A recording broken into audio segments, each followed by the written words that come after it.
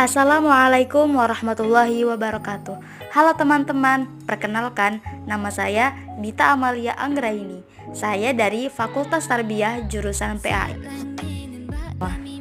Nah, di sini saya akan sedikit menjelaskan tentang metodologi penelitian kuantitatif dalam pendidikan. Oke, jadi kalau kita ngomongin penelitian kuantitatif dalam pendidikan, intinya kita ngumpulin data dalam bentuk angka buat nyari hubungan, perbedaan, atau efek suatu variabel terhadap yang lain. Misalnya, kita mau tahu nih, apakah metode belajar tertentu bikin nilai siswa naik atau tidak. Nah, ciri-ciri penelitian kuantitatif yang pertama harus memakai angka dan statistik. Semua data dihitung, nggak cuma opini doang. Yang kedua, objektif dan terstruktur. Ada langkah-langkah jelas, nggak bisa ngasal. Yang ketiga, pakai instrumen penelitian. Biasanya berupa kuesioner, tes, atau observasi yang hasilnya bisa diukur. Yang keempat, sampel besar.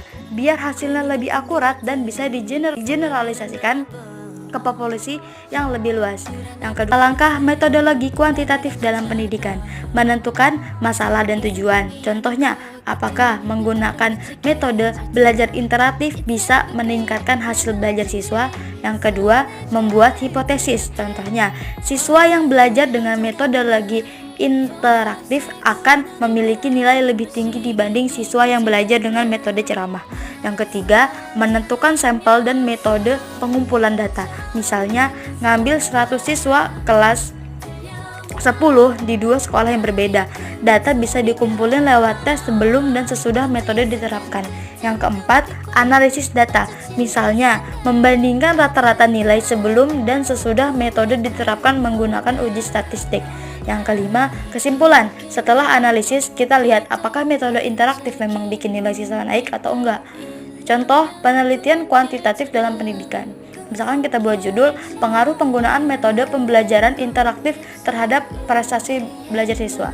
Nah, metodenya eksperimen dengan dua kelompok siswa, kelompok belajar A pakai metode interaktif dan kelompok B pakai metode ceramah. Variabel yang kita digunakan yaitu pertama variabel bebas, metode pembelajaran interaktif versus dengan ceramah.